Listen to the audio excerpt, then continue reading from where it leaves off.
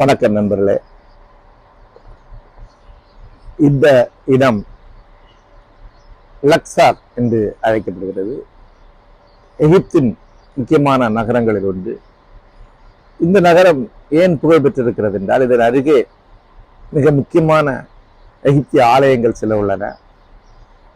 அண்மையில் தான்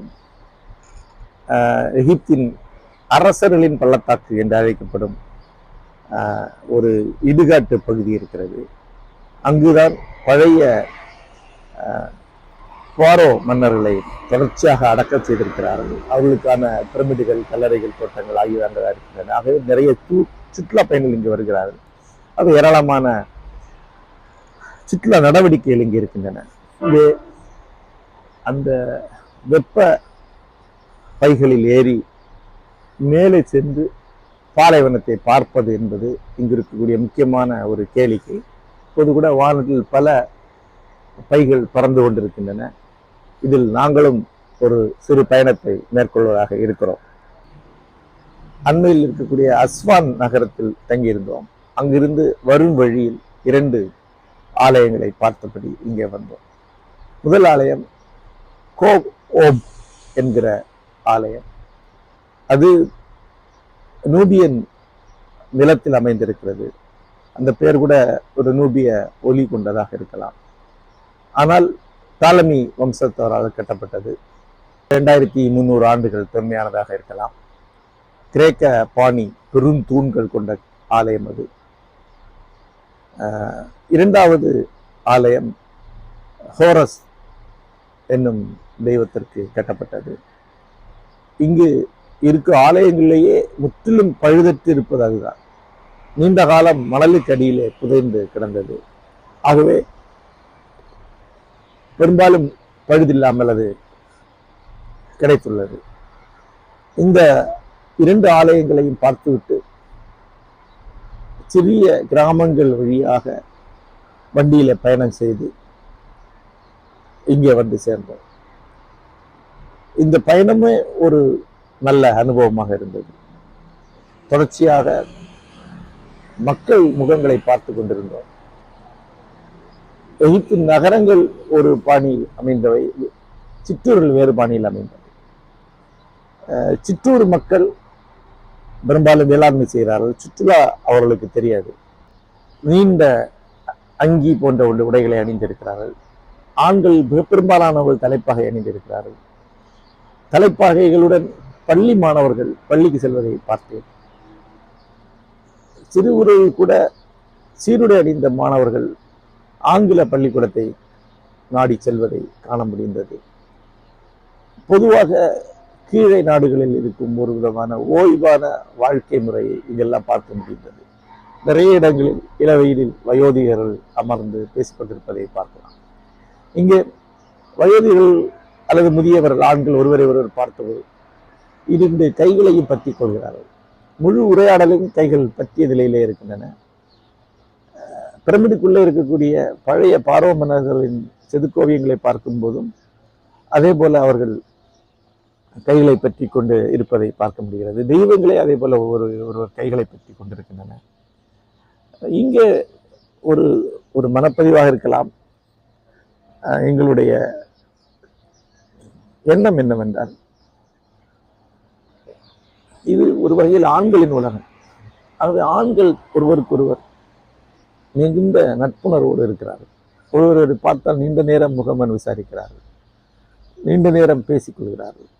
எங்கள் வண்டியில் ஓட்டுநரும் வழிகாட்டியும் ஏறினால் 3 அல்லது 4 மணி நேர பயணமும் அவர்கள் சிரித்து பேசிக்கொண்டே இருப்பதை பார்க்கலாம். முற்றிலும் புதியவர்களை பார்க்கும்போது கூட சிரித்து பேசி நெடுநேரம் உரையாடுகிறார்கள். ஒரு நட்பு சூழலை இந்த பண்பாடு உருவாக்கி இருக்கிறது. இதை நான் பயணம் செய்த பெரும்பாலான இஸ்லாமிய நாடுகளில் பார்த்திருக்கிறேன். இஸ்லாமுடைய அடிப்படையான ஒரு ஆன்மீக என்பது இந்த நட்புங்கிற அம்சம் தான் நான் நினைக்கிறேன். அதுதான் அவர்களை மிக வெற்றிகரமான இராணுவமாக ஆக்கியிருக்கலாம், மிக வெற்றிகரமான மாலுமிகளாக ஆக்கியிருக்கிறது. எல்லாவற்றுக்கும் மேலாக அவர்களிடையே ஒரு சமத்துவத்தை, இன வேறுபாடுகளை கடந்த ஒரு சமத்துவத்தை இஸ்லாம் உருவாக்கி இருக்கிறது என்று தோன்றுகிறது. இங்கே 3 இனங்கள் இருக்கின்றன. அவர்களுக்கிடையே பொதுவாக இன வேறுபாடுகளோ கசப்புகளோ இருப்பது போல உடனடி மனப்பதிவில் தோன்றவில்லை. உடனடி மனப்பதிவு மிக முக்கியமானது. பல சமயம் அது மேலோட்டமாக நமக்கு தோன்றால் அப்படி அல்ல. ஏன்னா நம்முடைய உடனடி மனப்பதிவு பெரும்பாலும் உள்ளுணர்வு சார்ந்ததாக இருக்கிறது. அது பாதுகாப்பு உணர்வு சார்ந்தது. ஒரு இடத்துக்கு சென்ற உடனே இங்கே ஏதோ தப்பாக இருக்கிறது என்ன நமக்கு தோன்றுகிறது, அது மிக முக்கியமானது. அதுபோல் இங்கே மக்கள் இப்படிப்பட்டவர்கள் நமக்கு தோன்றுகிறது, அது மிக முக்கியமானது. என்னுடைய உளப்பதிவுகள் எல்லாமே எப்போதுமே சரியாக இருந்தது தான் எனக்கு நினைவு. ஆகவே இங்கே இருக்கக்கூடிய இந்த நட்பும் சமத்துவம் என்பது ஒரு மென்மையான சாதனை என்றுதான் எனக்கு தோன்றுகிறது.